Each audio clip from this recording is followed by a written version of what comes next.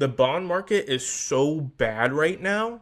Like it's one of the worst levels in like 200 years. Like the bond market is supposed to be a safe place for you to put your money in because guess what? You give the government money, the government will take that and then they'll pay you back and they'll pay you at a certain interest. What's happening in the bond market though is our debt is getting so high and we are abusing our power with so many of our allies. No one is putting money into US bonds because they're not confident that the US is going to pay them out. The US has always paid out their bonds. Always. But when you're getting this far into debt to where like your interest payments are skyrocketing as your first expense as a country, something's going to happen. And guess what? They ain't going to save you because if you didn't learn your lesson, now I was too young. I wasn't even invested, but at least I could do my homework. I could do my research.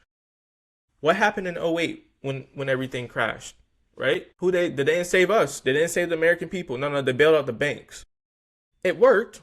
It did work. It did work, but they didn't bail out, normal day citizens. They bailed out the banks. We were able to push and get through. So historically, when you see gas prices is high, oil prices is high, inflation, on the rise, you see credit card debt at all-time highs and things like this, you really start to see the market tank, right? Like I mentioned, the '08, '08 when all that happened, and then obviously 2022 when the market tanked and oil prices went through the roof.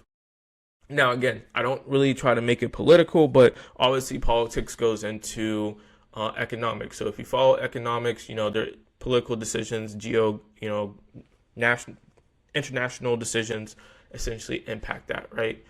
So in 2002, a lot of people blame Biden for the gas prices in 2002, but the reality is the gas prices surged because when Russia invaded Ukraine.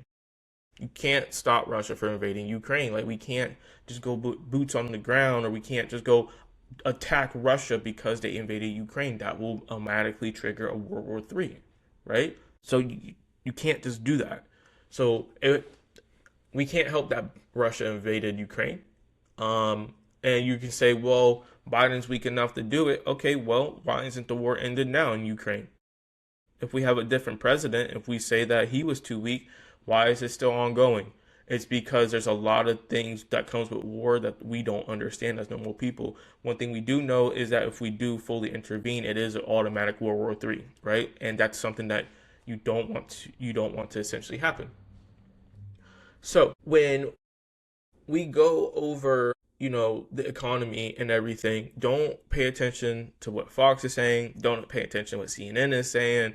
Like, no, review the reports. You have AI now. Take the report, put it into the chat bot, say, hey, as a, top financial advisor in a top hedge fund, I'm reviewing the CPI report to make the next decision that will benefit, our firm. What are some key drivers in the CPI report that we should keep an eye out on? And what was the good and what was the bad of the CPI report?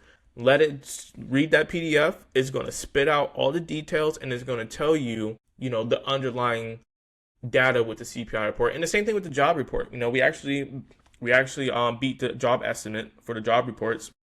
But one thing I do know is at some point, with the rate that we're going, it's not sustainable. And when you have the president saying he doesn't care about your financial situation, that's an alarming soundbite because they don't care. Because if you look at his net worth since being in office and all these, he's making thousands and thousands and thousands of dollars while being in office. So that's why he doesn't care. These people don't care. They don't live in the real world. They don't have to worry about grocery prices. They probably don't have to stay in the grocery line.